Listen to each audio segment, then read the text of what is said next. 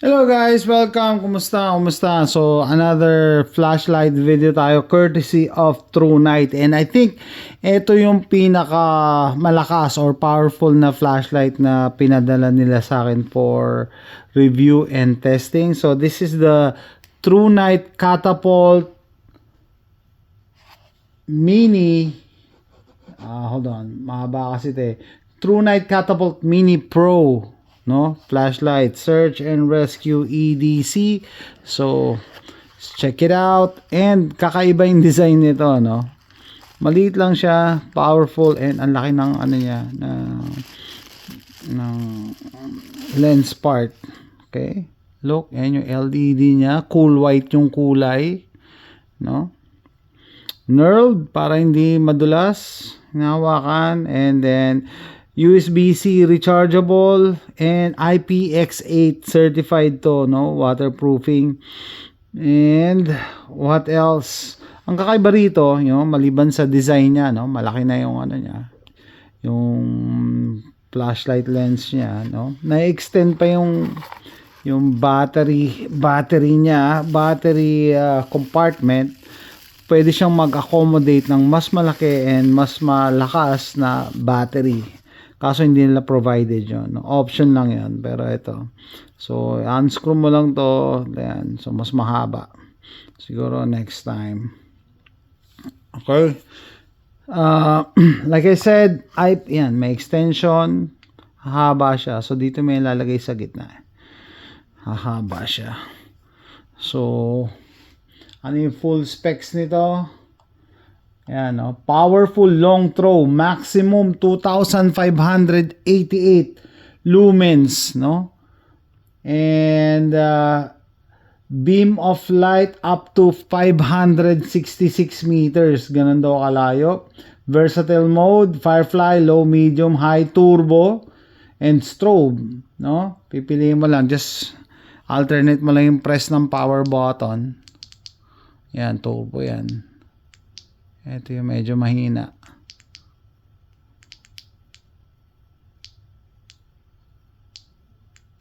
Mahina. Yan yung mahina.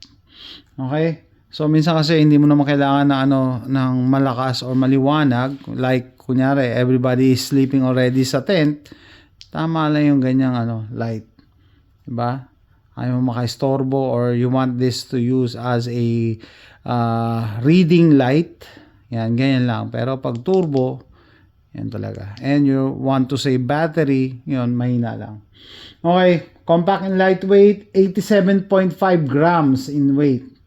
Okay,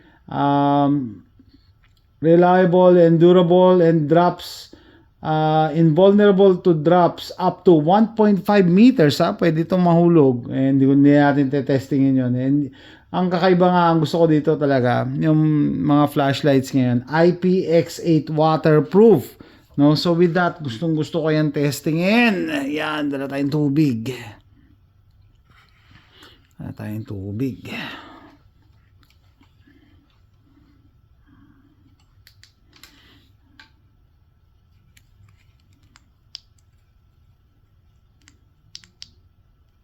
Strobe.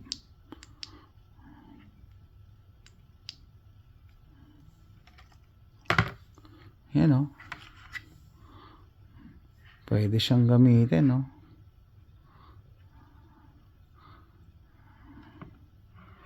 IPX8.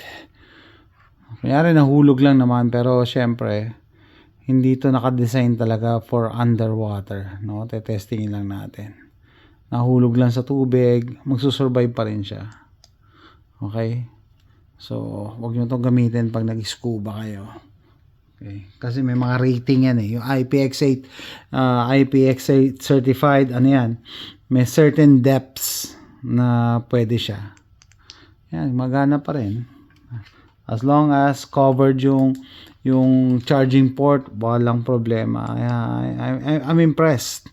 Sa maliit na package, ang liit lang niya. Ang liit lang niya, oh. Ang liit lang niya, pero ang lakas. 2,588 lumens. Okay. So, yan yung charging port. Keep it covered para hindi pasukin ng tubig and you're good to go. Nakita nyo naman, nilublob ko siya sa tubig, no?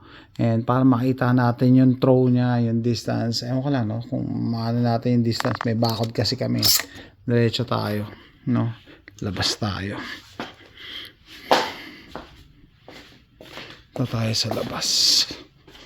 Pinatay ko yung ilaw sa labas. Sensya na, hindi pa ako nagmamoo. Kasi sobrang init. Pero testingin natin yung ano. Ayan, pag hindi siya ganong malakas. Doon ako nagsushooting ng ng air guns. Turbo.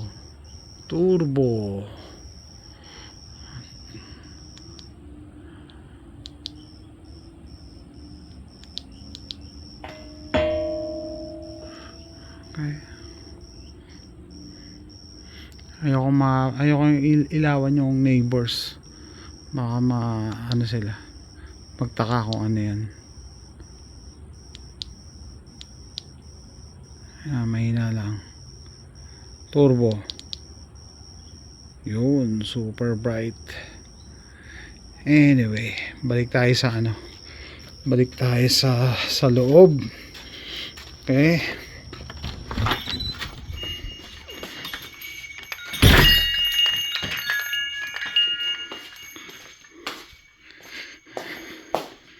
Yan, ito siya. Maliit. Small but terrible, ha? Yung design mismo talagang magpo-put out to ng mataas na lumens. Nakaka-impress kasi siya, parang transformer. Gusto mong gumamit ng battery na I think 18650 na battery. Mas mahaba yun meron silang provision, pero yan siya. Small but terrible. True Night Catapult Mini Pro. Yan siya. So another addition to my flashlight collection, my prepping items, prepping gear, and EDC gear. True Night Catapult Mini Pro. Ganda siya. I like it. Malakas pero maliit. Small but terrible. That's it, guys. Thanks for watching.